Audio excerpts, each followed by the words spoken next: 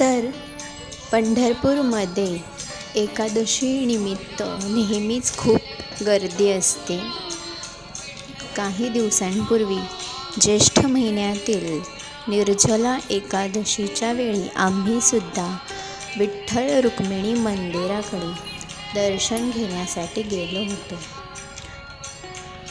पण भाविकांची गर्दी पाहता आम्ही बाहेरूनच दर्शन घेतले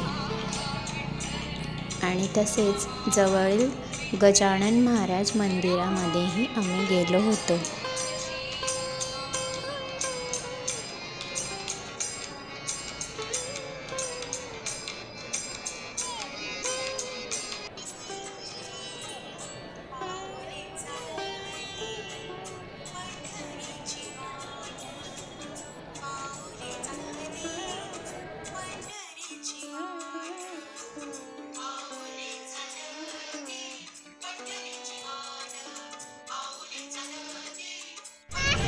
हॅलो फ्रेंड्स, तर आज आम्ही आले आहोत पंढरपुरातील श्री गजानन महाराज संस्थान शेगाव। चला तर मग पाहूया कसे आहे मंदिर।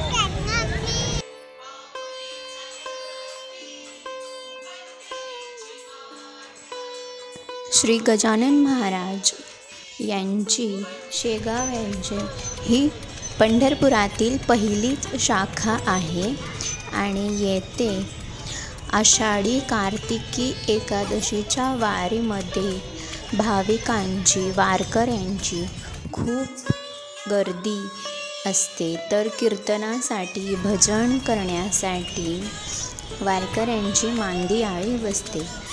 तसाच परिसरही येथे आहे, कारण मंदिराच्या अवतीभोवती भरपूर झाडे आणि विश्रांतीसाठी खूप छान व शांत जागा परिसर आहे। त्यामुळे आषाढी वारीला येथे भरपूर गर्दी असते। तसेच भाविकांसाठी सकाळचा नाश्ता, दुपारचे जेवण, रात्रीचे जेवण याची सोय आहे। येथे भक्त निवाससुद्धा आहे, भक्तांसाठी निवासाची सोय आहे।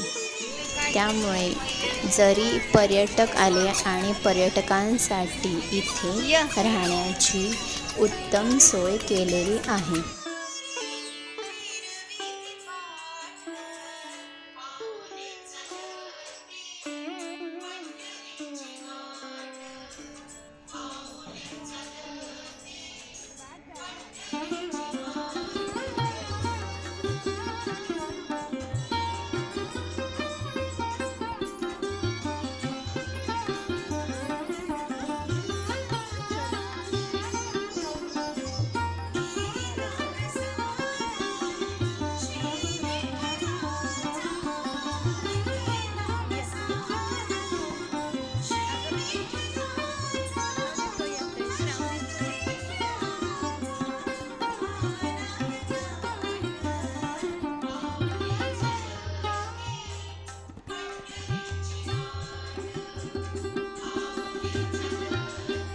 पहा श्रेयश कसा पायऱ्या चढत आहे, अजिबात कडेवर थांबत नव्हता।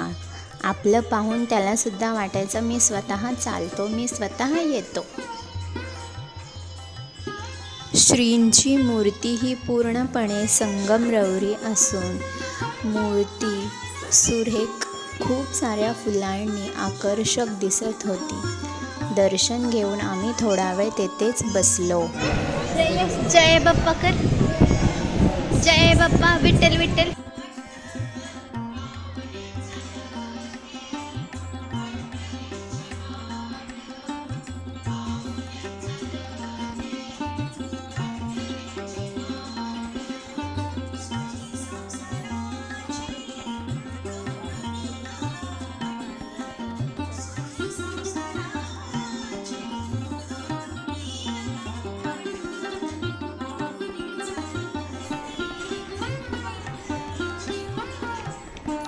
पाहू शकता तुम्ही परिसरामध्ये खूप सारे वृद्ध वारकरी, आजी आजोबा विश्रांतीसाठी, विसावा घेण्यासाठी येथे थांबतात। खेळू द्या उलट छान.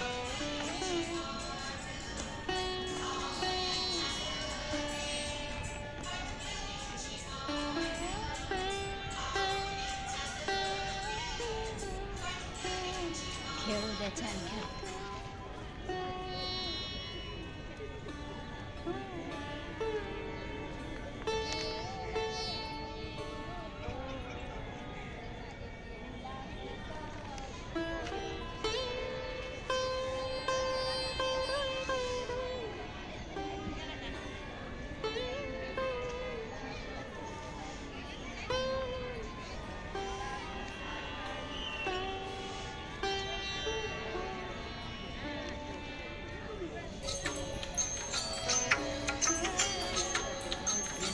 त्याच बाजूला राम मंदिर आहे. राम, लक्ष्मण आणि सीता या देवांच्या मूर्ती आहेत आणि मारुतीची देखील मूर्ती आहे, पण आतमध्ये फोटो काढण्यास मनाई आहे.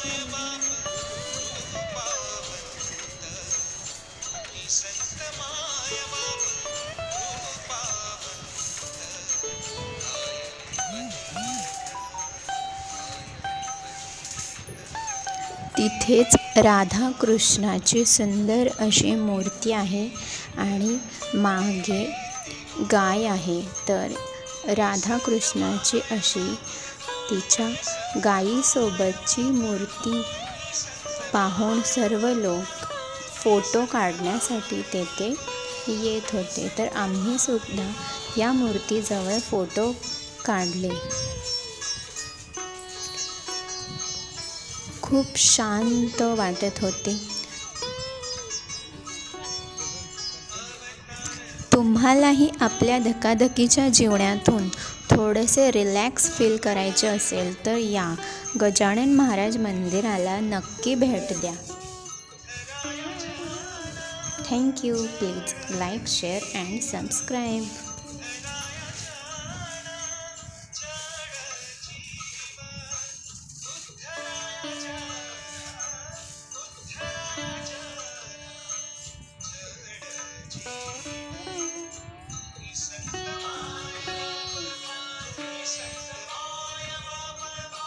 Yes.